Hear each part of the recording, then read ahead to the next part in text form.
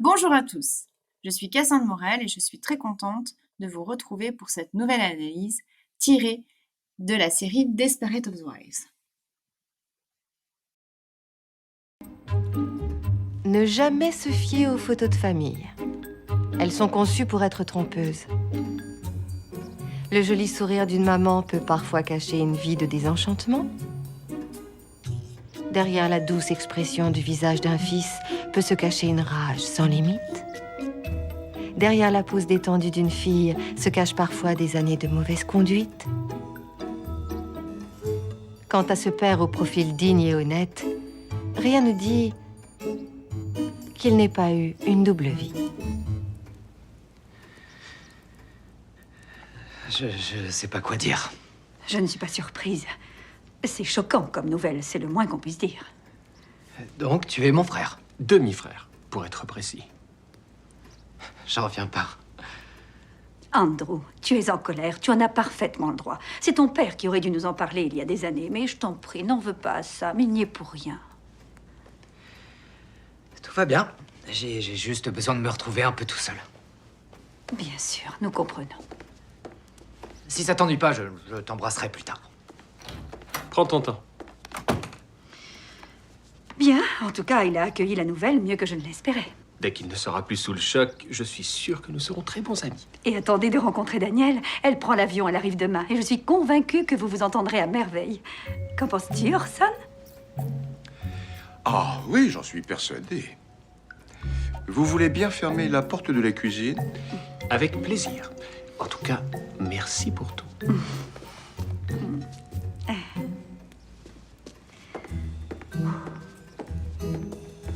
Alors, quand as-tu parlé à Daniel?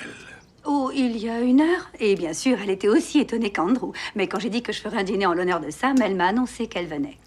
Eh bien, je vois que tu n'as pas perdu de temps pour faire entrer Sam dans la famille. C'est normal, ce garçon est resté à l'écart suffisamment longtemps.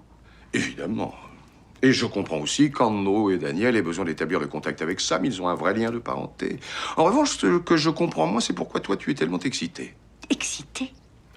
C'est plus un sentiment de honte. De honte? Pourquoi? Rex a laissé ce garçon dans l'ombre pendant des années. Quand je le regarde, je me sens affreusement coupable, Orson. Mais tu n'es coupable de rien. Pense à ce garçon. Rex n'est plus là et quelqu'un doit réparer l'injustice dont il a été victime. C'est un Van de Camp et je veillerai à ce qu'il soit enfin traité comme tel. Oui, soyez méfiants en regardant les photos de famille. Car tout comme certains membres de la famille, elles ne méritent pas votre confiance.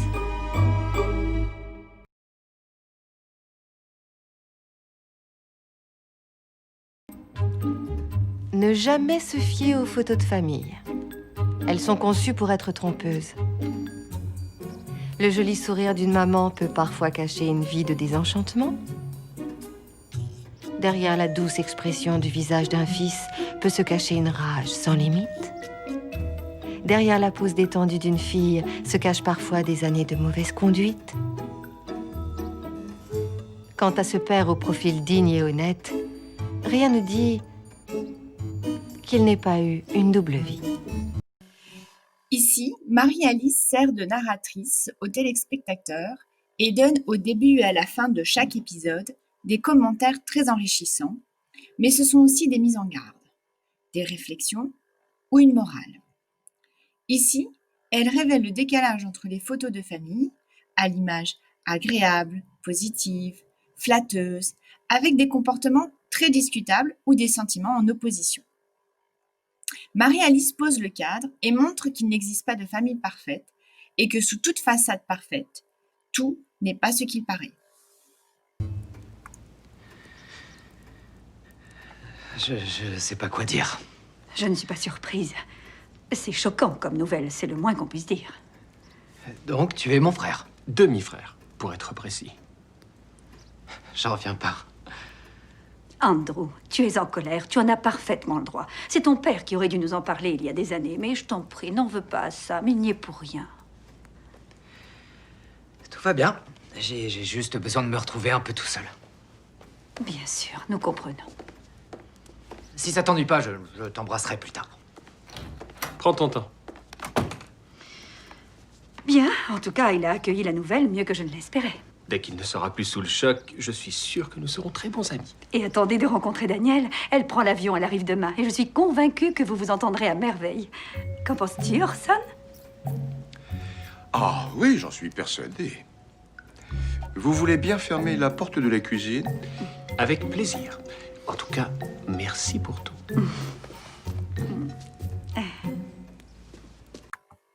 La photo présentée par Sam montre un père et son fils en toute simplicité, de milieu modeste, avec un fond de nature. Andrew est déstabilisé par cette nouvelle inattendue. Il n'arrive pas à s'exprimer clairement et il quitte rapidement la maison pour reprendre ses esprits. Il annonce à Sam, avant de partir, que pour le moment, il ne peut pas être familier avec lui. Brie, quant à elle, en utilisant l'impératif, impose à son fils, Andrew, une conduite à tenir. N'en veux pas à Sam. Ce n'est pas de sa faute. Il n'y est pour rien. Nous comprenons. Elle anticipe la réponse de Sam et l'associe à la sienne en utilisant le « nous ». Cela lui permet de maîtriser la situation. Ici, cela sous-entend qu'Andrew n'a pas vraiment la possibilité de refuser la présence de Sam, du moins pour le moment. Elle part du principe que la personne en tort est Rex, son défunt mari, en ayant caché la présence de son fils illégitime. Elle énonce les sentiments de son fils à sa place. Andrew, tu es en colère et tu en as parfaitement le droit. C'est assez curieux parce que ici, elle donne l'autorisation à son fils d'éprouver un sentiment qui lui est propre. À ce moment-là, pour Brie, les choses vont de soi. Il n'y a aucune remise en question à avoir. Brie considère Sam comme un vente-de-camp. Elle utilise un vocabulaire très optimiste sur ses relations futures avec les membres de sa famille. Je suis convaincue que vous allez vous entendre à merveille avec Daniel. Et Sam répond sur le même ton pour la conforter. Je suis sûre que nous allons être de très bons amis.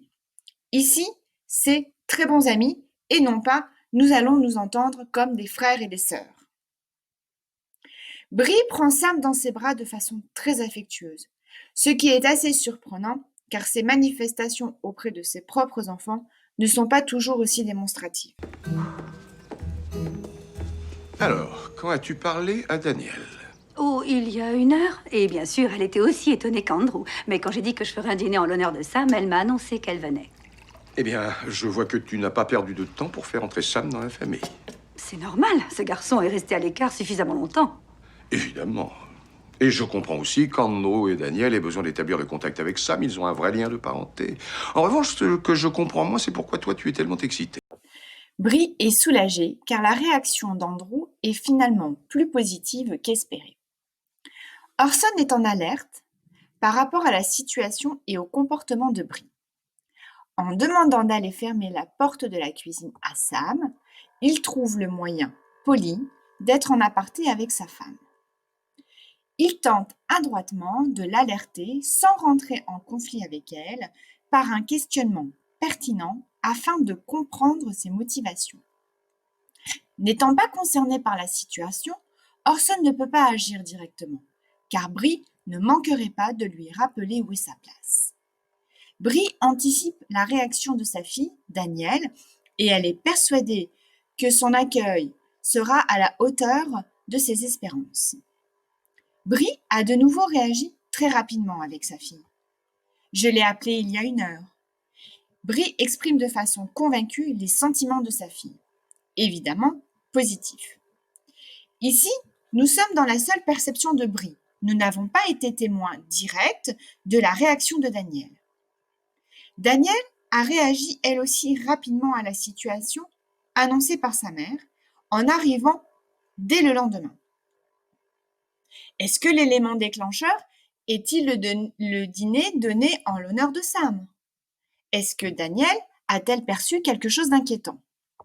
À ce moment-là, nous n'en avons pas la réponse. Excité? C'est plus un sentiment de honte. De honte, pourquoi? Rex a laissé ce garçon dans l'ombre pendant des années. Quand je le regarde, je me sens affreusement coupable, Orson. Mais tu n'es coupable de rien. Pense à ce garçon. Rex n'est plus là et quelqu'un doit réparer l'injustice dont il a été victime. C'est un Van de Kamp et je veillerai à ce qu'il soit enfin traité comme tel. Oui, soyez méfiant en regardant les photos de famille. Car tout comme certains membres de la famille, elles ne méritent pas votre confiance.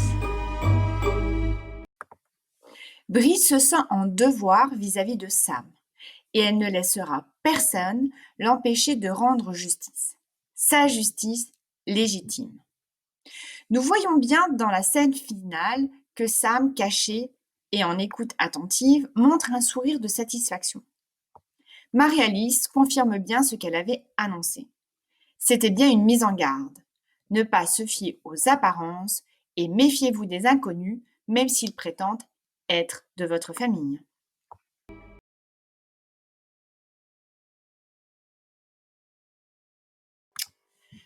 Analyse des personnages. Andrew. Andrew quitte la maison rapidement. Nous pouvons supposer qu'il a besoin de réfléchir pour digérer la nouvelle. Mais nous pouvons aussi faire l'hypothèse qu'il a eu un ressenti, quelque chose de louche, et qu'il a besoin de prendre du recul sans prendre le risque de froisser sa mère. Lui non plus ne pose pas de questions. Il fait une simple reformulation. Alors nous sommes frères. Sam lui répond. Demi-frère, pour être exact.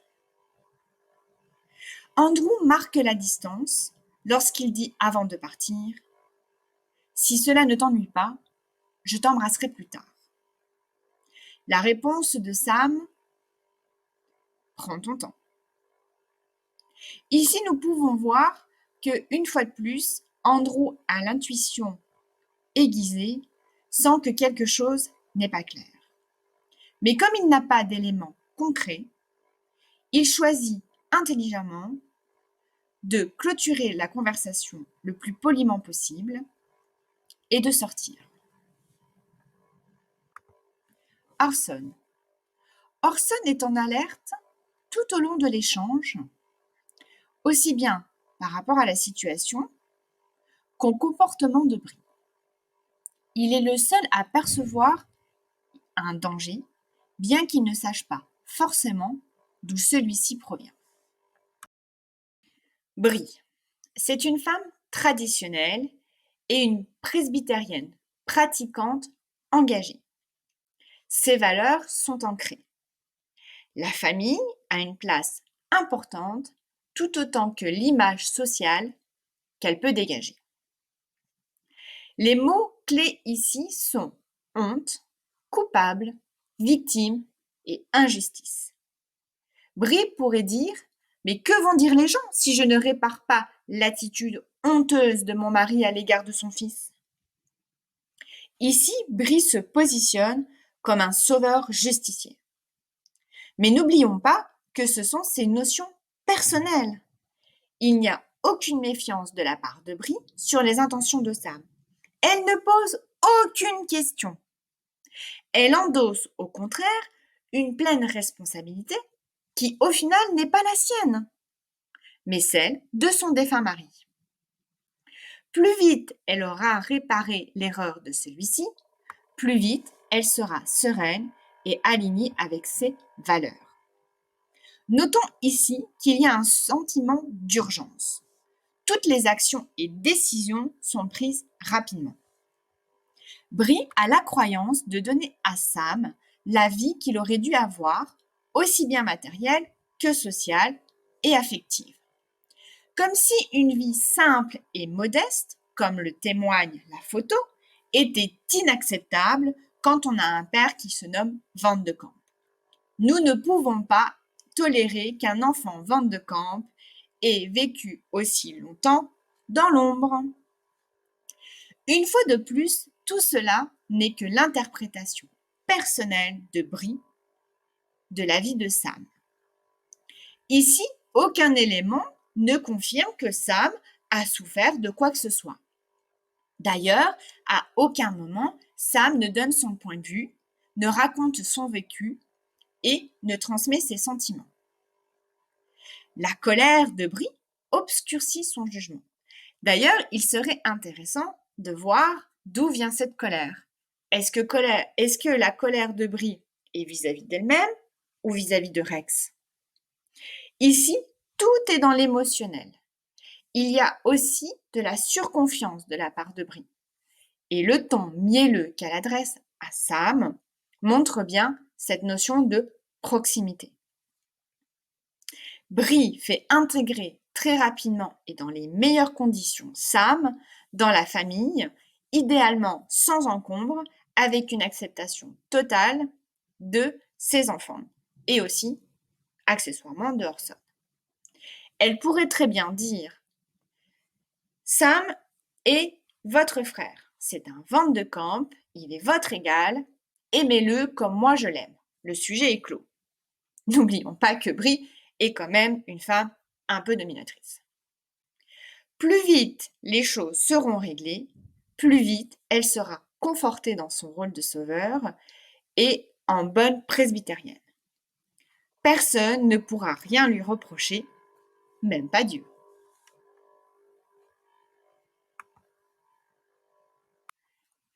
Sam. Son aspect physique est agréable. Il est souriant, soigné, plaisant. Sa tenue est en accord avec les codes vestimentaires des autres membres de la famille. Son langage est maîtrisé, très poli, et sa voix est douce, mielleuse. Je suis en tout point ce que vous pouvez attendre d'un membre de la famille Van de Camp. Sa synchronisation est parfaite. Et en même temps, Sam ne se sent pas un Van de Camp, puisqu'il corrige Andrew sur leur lien de parenté. Nous pouvons voir que la photo de Sam avec son père contraste fortement avec les photos de la famille parfaite, froide et posée que Rex formait avec Brie. Sur la photo de Sam, le père et le fils ont de la proximité, de la spontanéité. Donc, pourquoi un garçon qui a une relation avec son père, qui semble heureuse et affectueuse, vient se manifester autant de temps après la mort de son père? Pourquoi n'a-t-il pas rencontré Brie et ses enfants il y a quelques années? Pourquoi maintenant? Quel est le but et quelles sont ses motivations? À ce stade, nous ne pouvons pas connaître les motivations de Sam. Mais nous voyons bien qu'il n'est pas un homme dénué de manipulation. N'oublions pas la posture actuelle et sociale de Brie. La famille de Brie vit confortablement et Brie est devenue une femme publique avec une entreprise florissante et une image sociale très intéressante. Voilà, j'espère que cette nouvelle analyse vous aura plu. Laissez-moi vos commentaires et au plaisir d'échanger avec vous. À très bientôt.